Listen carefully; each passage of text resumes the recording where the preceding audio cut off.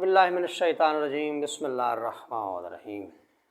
برادران اسلام، مومنین کرام، السلام علیکم یا علی مدد۔ علفاء میں درباکر اپنے یوٹیوب چینل ذکر و عرفان 1472 کے ذریعے آپ سے محو گفتگو ہے۔ ابتدا میں گزارش کہ چینل کو سبسکرائب کریں، دوست احباب مومنین تک میرا پیغام پہنچے اور انہیں بھی دعوت دیں کہ چینل کو سبسکرائب کریں۔ چاہتا میں یہ ہوں کہ میرا پیغام، میری بات، میری گزارشات زیادہ سے زیادہ احباب تک پہنچے اور حوصلہ افزائی کا سبب بنے اور تجاویز اس سے مجھے حاصل ہوں، تاکہ میں اپنے سلسلے اس کام کو بہتر سے بہتر طور پہ انجام دے سکوں۔ احباب گرامی، آج کا میرا موضوع بہت اہم، بہت بنیادی اور بہت بڑا موضوع ہے، یعنی خلافت رسول صلی اللہ علیہ وآلہ وسلم۔ 14 صدیوں سے مسلمانوں کے درمیان جو سب سے بنیادی، بڑا اور اختلافی موضوع ہے وہ ہے خلافت رسول۔ عالم اسلام کے اندر ان 14 صدیوں میں جتنے مسلک، مکتبہ فکر ہو گزرے ہیں یا موجود ہیں یا آنے والے وقت میں آئیں گے، وہ سب کے سب اس ترتیب پہ متفق ہیں، یعنی پہلے نمبر پہ حضرت ابوبکر، اس کے بعد حضرت عمر، اس کے بعد حضرت عثمان اور چوتھے نمبر پہ حضرت علی علیہ السلام۔ تنہا واحد ایک مسلک، مکتبہ فکر وصف آل محمد کے ماننے والوں کا، اہل تشیع، فقہ جعفریہ، جو 14 صدیوں سے مسلسل صدائے احتجاج بلند کر رہے اس ترتیب پہ۔ ہمارا موقف یہ ہے کہ قرآن و سنت کے خلاف یہ سارا سسٹم، یہ سارا لاہ عمل کھڑا کیا گیا ہے، اور ظاہری سی بات ہے جو بات بے بنیاد ہو اس کے لیے بحث و تمہیز کا دروازہ ہمیشہ سے کھلا رہتا ہے اور کھلا رہے گا۔ قرآن و سنت سے مستند دلائل یا نص حضرت ابوبکر کی خلافت کی کوئی نہیں پیش کی جا سکتی۔ لے دے کے ایک یہی روایت ہے کہ رسول اللہ کی موجودگی میں حضرت ابوبکر نے نماز پڑھائی تھی، ان کے مرض وفات میں کائنات کے رسول اللہ۔ تو نماز تو اور اصحاب رسول کا پڑھانا بھی ثابت ہے سنت رسول سے۔ خاص طور پہ اپنی خلافت کے بارے میں رسول اللہ نے حضرت ابوبکر کا نام یا حضرت عمر کا نام یا حضرت عثمان کا نام نہیں لیا۔ تاریخ کی کوئی کتاب، حدیث کی کوئی کتاب پیش نہیں کی جا سکتی اس کے دلائل۔ اچھا، میرا آج کی اس ویڈیو میں موضوع یہ ہے کہ اگر برادران کے نزدیک یہ ترتیب صحیح ہے اور قرآن و سنت کے مطابق ہے، ان کے دلائل کے مطابق جو وہ دیتے ہیں دلائل، تو پھر اس کی ترتیب، اس کا طریقہ انتخاب تو ایک ہونا چاہیے تھا نا۔ یعنی 4 خلفاء ہیں، 4 طریقہ انتخاب ہیں۔ آئیے دیکھتے ہیں حضرت ابوبکر کو کیسے خلیفہ منتخب کیا گیا۔ رسول اکرم دنیا سے گئے، بنو ہاشم، حضرت علی علیہ السلام، عبداللہ ابن عباس، قاسم ابن عباس اور حضرت عباس ابن عبد المطلب، یہ جتنے بھی ہاشمی تھے، خانوادہ رسالت، یہ سب کے سب کائنات کے رسول کے پاس موجود تھے، اسی حجرے میں موجود تھے جہاں رسول اللہ کا آخری وقت آیا۔ رسول اللہ کی آخری رسومات تجہیز و تکفین میں مصروف تھے۔ اصحاب رسول مدینہ سے ذرا باہر ایک مکان تھا جس کا نام تھا سقیفہ بنی ساعدہ، ایک بیٹھک، ایک کانفرنس ہال، جہاں بیٹھ کے صاحب رائے لوگ کسی معاملے پہ، اختلافی موضوع پہ بیٹھ کے مشورہ کرتے ہیں۔ یہ سارے کے سارے اصحاب رسول وہاں جمع ہو گئے، اور تاریخ بتاتی ہے کہ کم از کم 3 دن تک بحث و مباحثہ، مجادلہ یہ ہوتا رہا، وہاں مناظرہ ہوتا رہا۔ اب یہاں موضوع یہ کھڑا ہو گیا، جو مہاجرین مکہ تھے، اصحاب رسول جو مکہ سے ہجرت کر کے مدینہ آئے تھے، وہ کہتے ہیں ہم رسول اللہ کے قریبی ہیں، ہم نے وطن چھوڑا، گھر بار چھوڑا، خاندان چھوڑے، کاروبار چھوڑے، رسول اللہ کے ساتھ مل کر جنگیں کی، خلافت رسول پر ہمارا حق ہے، ہم رسول اللہ کے قریبی ہیں۔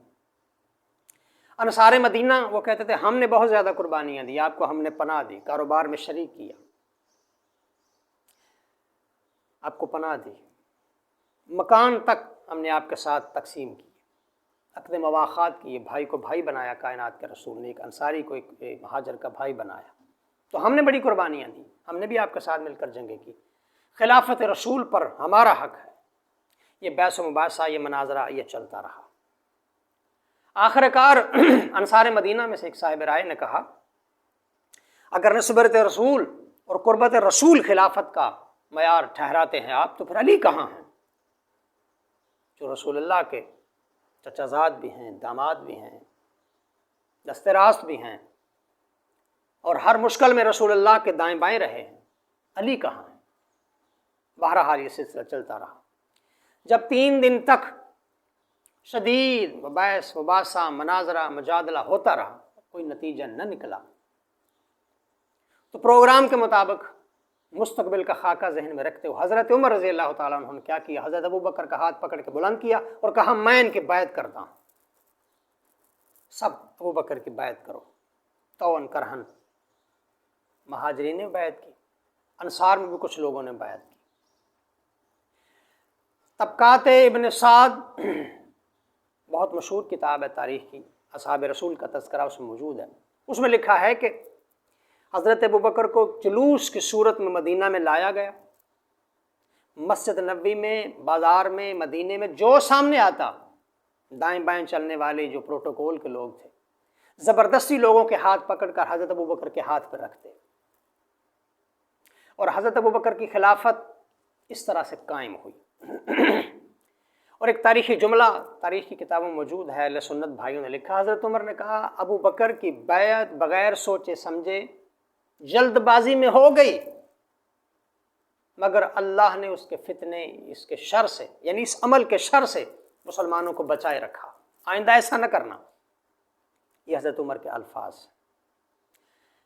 سوا 2-2.5 سال کا عرصہ حضرت ابوبکر نے گزارا، جب ان کا آخر وقت قریب آیا تو نیکی کا بدلہ نیکی کے مصداق انہوں نے کیا کیا؟ کوئی اجلاس نہیں بلایا، صاحب رائے لوگوں کی کوئی رائے نہیں لی،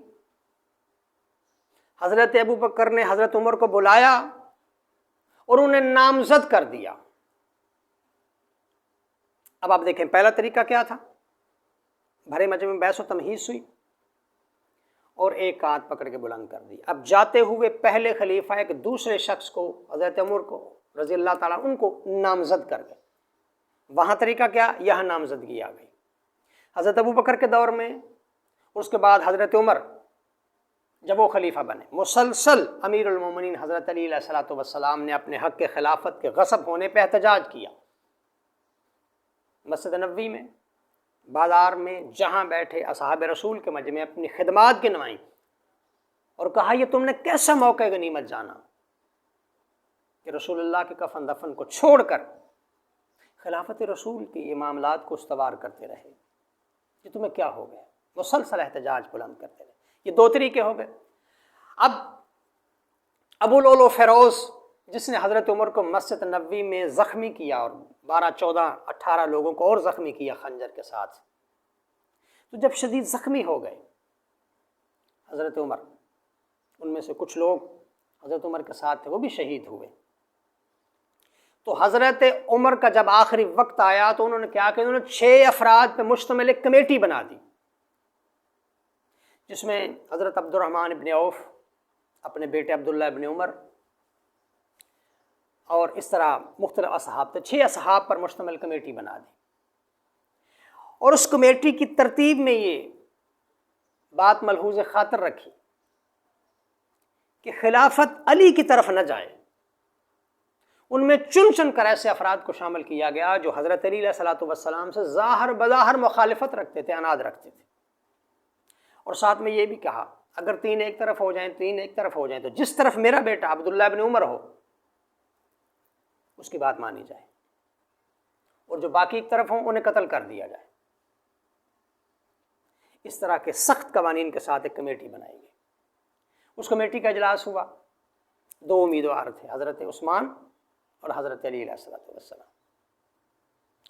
اب اس کمیٹی نے بحث و تمہیز کے بعد حضرت علی علیہ السلام کے سامنے پیش کیا، کیا آپ حضرت ابوبکر اور حضرت عمر کی سیرت پہ چلیں گے تو خلافت آپ کو دیتے ہیں؟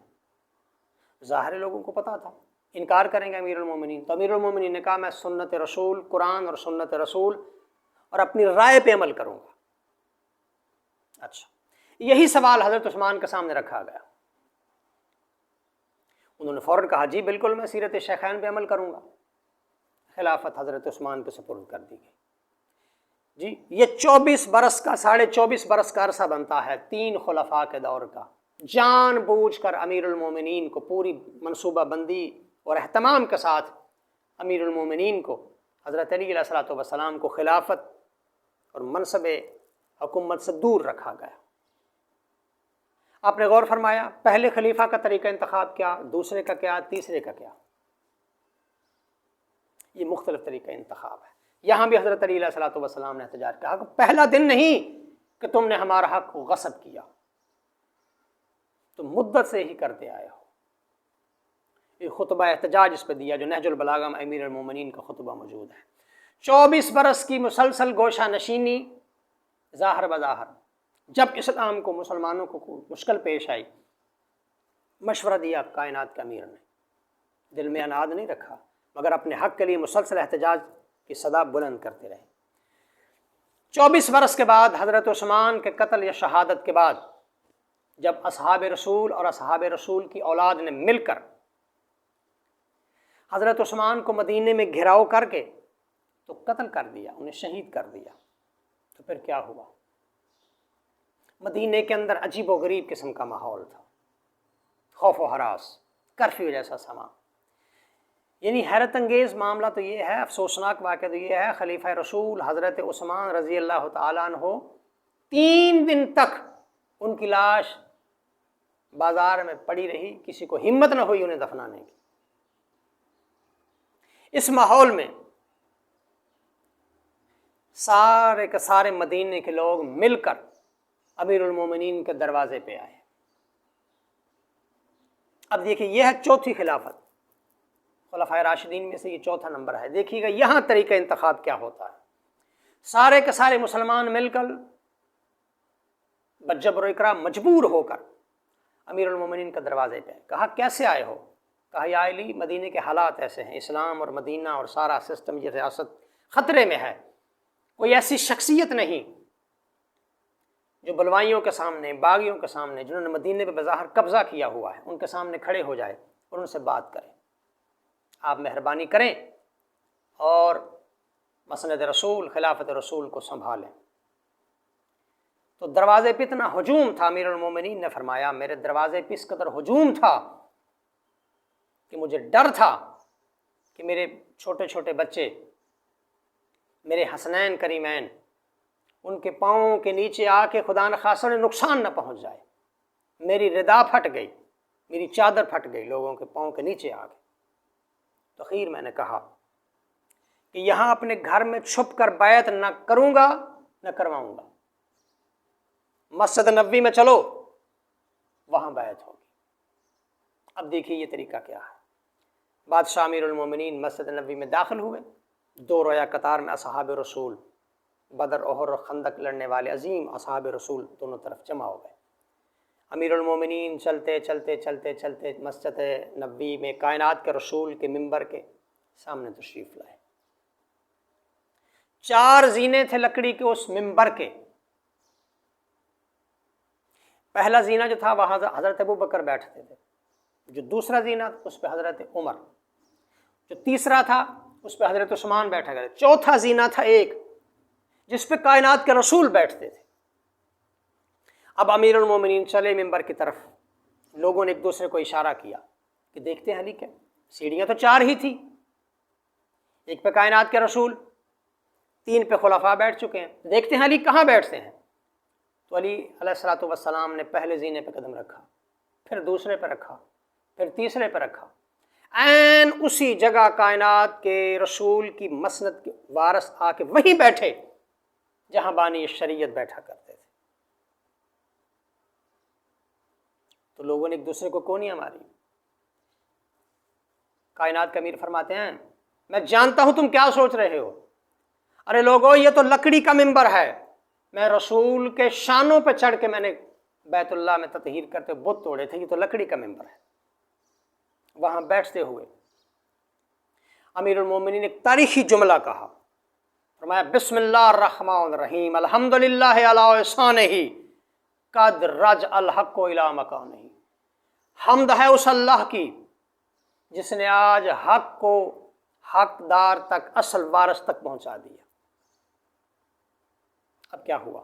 امیر المومنین نے اپنا دست امامت بڑھایا اور کہا لوگوں گواہ رہنا، میری بیعت جبر و اکراہ کے بغیر، لالچ کے بغیر کرنا، نہ میں نے تمہیں مجبور کیا ہے بلکہ تم نے مجھے مجبور کیا ہے۔ اور یاد رکھنا، اگر اللہ کی اس زمین پر حق کو قائم کرنا اور باطل کو، ظلم کو اور عدوان کو مٹانا مقصود نہ ہوتا تو جو حکومت تم مجھے دے رہے ہو، حکومت میری اس جوتی کے برابر بھی نہیں، جس کے اوپر اتنے پیوند لگ چکے ہیں کہ اب ظاہر بظاہر اسے اگر بازار میں فروخت کرے تو اس کی قیمت بھی کوئی نہیں۔ یاد رکھنا، مجھے حق اور باطل کے درمیان فیصلہ کرنا ہے، باطل کو مٹانا ہے، حق کو قائم کرنا ہے۔ ہاتھ بڑھایا، لوگوں نے بیعت کرنا شروع کی۔ اسے کہتے ہیں بیعت عامہ، کھلے میدان میں، مسجد میں بیعت۔